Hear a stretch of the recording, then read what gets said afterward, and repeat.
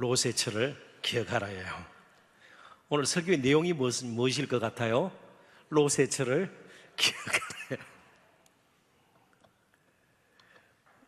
그래서 우선 한 남성의 사진을 제가 보여드리겠습니다. 실장님, 막 주위에 기자가 모여 있고요. 아주 건장한 러시아 남자분이에요. 혹시 저분 격투기 선수 같나요?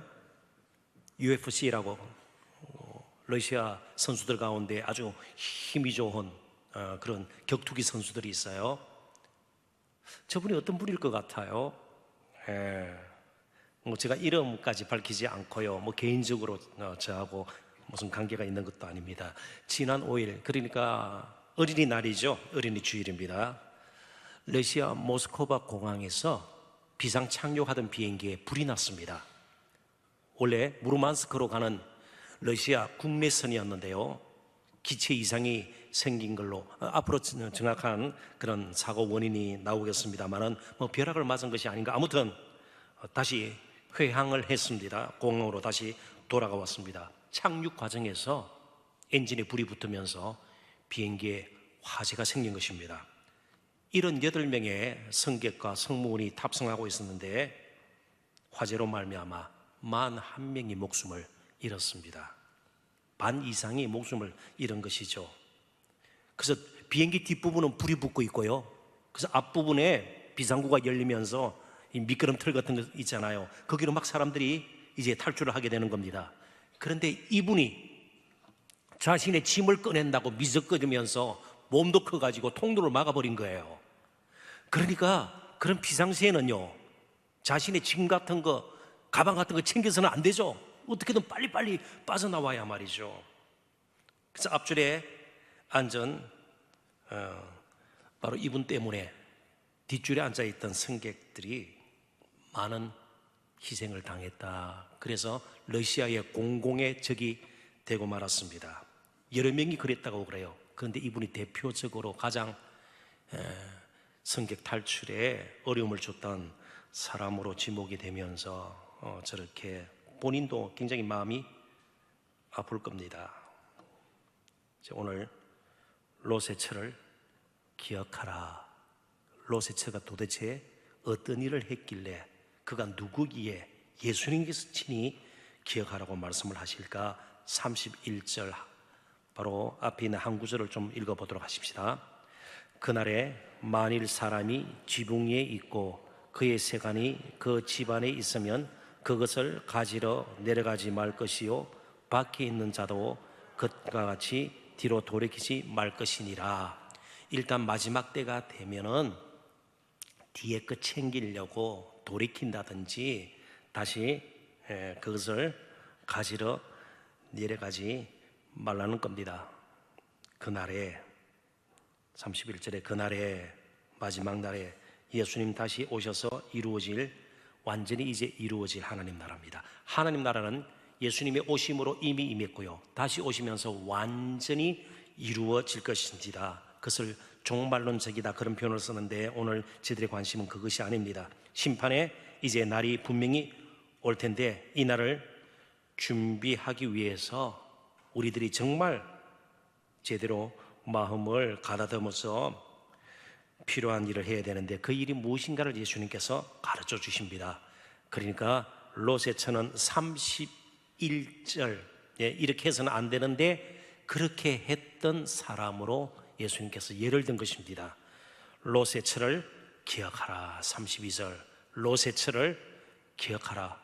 그런데 여기서 우리가 좀 말씀을 조금 더 나누기 전에 분명히 기억할 것은요, 우리 자신이 롯의 처가 되어서 다른 사람들에게 롯의 처를 기억하라 할 때 그런 사람이 될 수 있다는 것을 우리가 깨달아야 해요. 예수님께서 롯의 처를 기억하라 말씀하신 것처럼 우리 자신이 롯의 처의 자리에 언제든지 갈 수 있다, 그런 뜻입니다. 도대체 롯의 처가 어떤 일을 했을까요? 창세기 19장 26절 같이 한번 읽어봅니다. 롯의 아내는 뒤를 돌아보았으므로 소금 기둥이 되었더라. 아멘. 그래서 그림을 어차피 볼 거 미리 또 보십시다. 이스라엘 사해 바다 근처에 소금 기둥이 된 그런데 저도 저곳을 가봤습니다만은 실제로 롯의 처가 그것은 알 수가 없죠. 그냥 그렇게 내려오는 것입니다. 그냥 롯의 처로 생각을 하고 보면 될 것입니다. 소금기둥이 된 롯의 처입니다. 뒤를 돌이키지 말라, 뒤를 돌아보지 말라, 이렇게 롯의 처를 기억하라, 그 말 아니겠어요? 무슨 일이 있었습니까? 소돔 고모라를 하나님께서 죄악이 너무 가득 차기 때문에 유황불로 멸망하기로 했습니다. 근데 아브라함이 하나님 앞에 기도하고요, 또 하나님께서 롯의 가족을 불쌍히 여기셔서 소돔 고모라 성에서 빠져나오도록 은혜를 베풀어 주셨습니다. 단 한 가지, 뒤를 돌아보아서는 안 된다고 했는데 롯의 처는 그 약속이, 그 말씀이 마음에 울리지 않았습니다. 뒤를 돌아보고 바로 소금 기둥이 되었습니다. 이 정도 하고 이제 이 말씀을 오늘 우리의 삶으로 끌어 들여야 할 것입니다. 탐심과 탐욕이 우리 마음에 가득 차 있으면 하나님의 말씀이 들리지 않습니다. 아무리 약속을 해도, 하나님께서 엄중한 경고를 해도 하나님의 말씀이 들어오지 않아요. 우리의 마음속에 탐심과 탐욕이 가득하면 기도가 제대로 들어지지 않습니다. 기도를 막게 되고 말씀이 들리지 않게 됩니다. 예수님의 제자들을 봐도 그래요. 그들이 욕심으로 가득 차 있을 때는요, 예수님께서 그렇게 고난에 대해서, 부활에 대해서 말씀을 하여도 그게 들리지가 않는 겁니다. 마음에 우리가 무엇을 담고 있는가 굉장히 중요하죠. 자, 롯의 가정의 비극은 어디서부터 시작이 됩니까? 아브라함과 헤어질 때부터 시작이 된 겁니다. 롯의 가족은 소돔 고모라의 안락한 섬, 이미 성읍이었습니다. 이미 가옥들이 다 절비했고요, 그 당시 그 주위의 어떤 성읍보다도 많은 것을 갖춘 풍부한, 그러니까 소돔 고모라는 안락함의 그런 상징이라 볼 수가 있습니다. 아브라함은요, 그런 성읍에서 살아본 적이 없어요. 히브리서 11장에도 나와 있는 것처럼 평생을 장막치고 나그네의 길을 갔던 것입니다.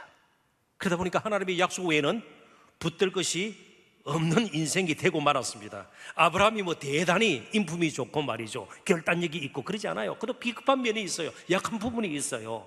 그렇지만 소돔 고모라로 대표되는 이 안락한 삶, 문제 없는 삶, 언제든지 안주할 수 있는 이 삶이냐, 그러지 않으면 장막을 치고 하나님의 약속 외에는 붙들 것이 없는 나그네의 인생을 가는가, 이것이 큰 차이를 만들었습니다.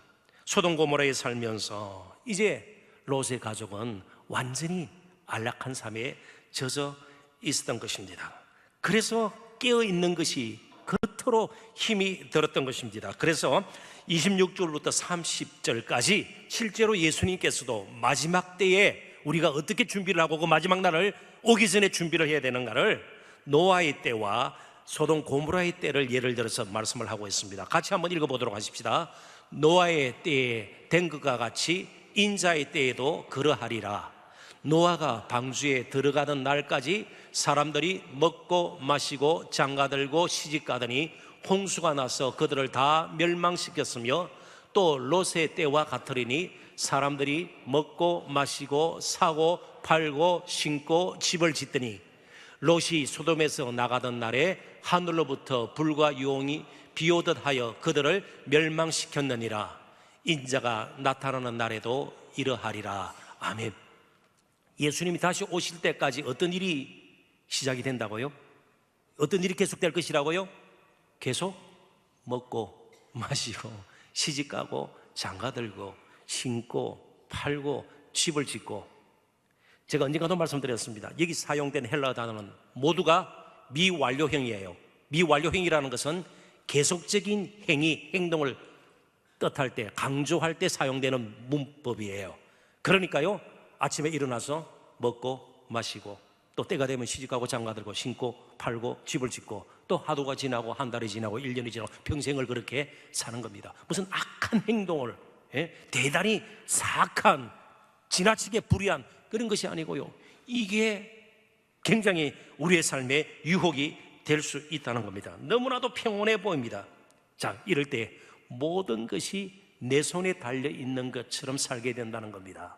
너무 평온하기 때문에 이 세상이 전부인 것처럼 살게 된다는 겁니다. 사고, 팔고, 신고, 집 짓고 그 다음날 또 그렇게 사는 거예요. 이러면서 점점 심령은 무뎌지고 우리 마음속에 욕심은 가득 차게 되는 겁니다. 더 많이 남겨야 되고요, 더 많이 움켜잡아야 되고요, 더 높은 데로 올라가야 되고요, 더 큰 집을 세워야 되고요, 그렇게 계속 살게 되는 겁니다. 모든 것이 내 손에 달리는 것처럼 보입니다. 그렇다면 이제 우리 할 일은요, 한 가지밖에 없어요. 스스로 나그네의 인생을 택해야 되는 겁니다. 때로는 어렵고 힘들지만 스스로 광야의 분위기를, 영적인 분위기를 우리가 만들 수밖에 없습니다. 예수님께서 그렇게 사셨어요. 모든 것을 누리고 편하게 사실 수 있지만 그분은 나그네 인생처럼 살았습니다. 그래서 내 때라는 말을 요한복음에 특별히 많이 반복이 됩니다. 내 때. 바로 카이로스의 때예요. 하나님께서 정하신 그 십자가 짊어지심, 그게 목적이 있었어요. 오신 목적이 있었습니다. 그래서 유혹과 시험이 있었지만, 시련과 아픔이 있었지만, 가장 가까운 제사장의 한 사람이 그를 배신하는 그런 상처도 입을 수 있었지만, 그래도 그 때를 따라서 예수님은 평생 한 길을 가셨습니다. 사랑하는 성도 여러분, 이 세상의 삶이 전부인 것처럼, 지금 우리가 반복해서 하는 이 삶이 전부인 것처럼 결코 우리가 속아서는 안 될 겁니다. 우리가 생각하고 부지런히 우리 자신의 계획과 뜻에 따라 내 인생이 온전하게 살아질 것처럼 우리가 그런 함정에 빠져서는 안 될 겁니다. 개인적으로, 역사적으로 분명히 종말이 옵니다. 우리가 예수님 앞에 서든지 예수님이 분명히 오십니다. 그래서 깨어 자신을 돌아보고 때를 분별하는 지혜를 이 시간 구해야 합니다. 사고 팔고 신고 집을 짓고 장가가고 시집가고 이것이 전부가 아님을 우리는 늘 기억할 필요가 있습니다. 제자들의 삶, 거물을 버려두고 세간을 떠나, 이 말은 가난하게 살아야 된다, 가난을 미화하는 것이 아닙니다. 늘 헐벗는 것이 참으로 영적으로 훨씬 뛰어나다, 이것을 강조하는 것이 아닙니다. 나그네처럼 살아야 된다는 겁니다. 이 땅이 전부가 아니다는 겁니다. 아브라함 나그네 인생이었고 장막에 살았고, 그리고 본향을 향해서 그는 하나님의 약속을 붙들고 나갔던 것을 보게 됩니다. 오늘 저와 여러분이 그렇게 살지 않으면 우리 자신이 나도 모르는 사이에 롯의 처처럼 될 수 있다는 거 늘 기억했으면 좋겠습니다. 기도의 사람, 그리고 기도에 관한 책자를 그 누구보다도 많이 지었다는 E.M. 바운즈의 남긴 말을 소개를 하고 함께 읽어보고 이제 찬양하는 시간 갖도록 하십시다. 같이 한번 화면을 보시고 읽어볼까요? 이른 아침에 하나님께서 우리의 생각과 노력의 첫 자리를 차지하지 않는다면 하나님은 하루 종일 맨 마지막 자리를 차지하게 될 것입니다. 아멘. 신고 팔고 집을 짓고 시집가고 장가가고 먹고 마시고 자체가 나쁜 것이 아닙니다. 그러나 하나님을 잊은 채 하나님과 관계없이 우리의 심령이 무드신 가운데 계속 그 행위들만, 그 일만 반복되는 것을 우리는 경계할 수 있어야 합니다. 오늘은 새벽은 아닙니다만은 하루를 시작하면서 늘 하나님이 내 인생의 첫 자리에 계시도록, 그리고 그 하나님을 따르도록 우리 자신의 삶의 초점을 다시 재조정하고 또 우리의 관심을 집중하는 일은 하루도 빠짐없이 저와 여러분이 해야 될 줄로 믿습니다. 기도하십시다.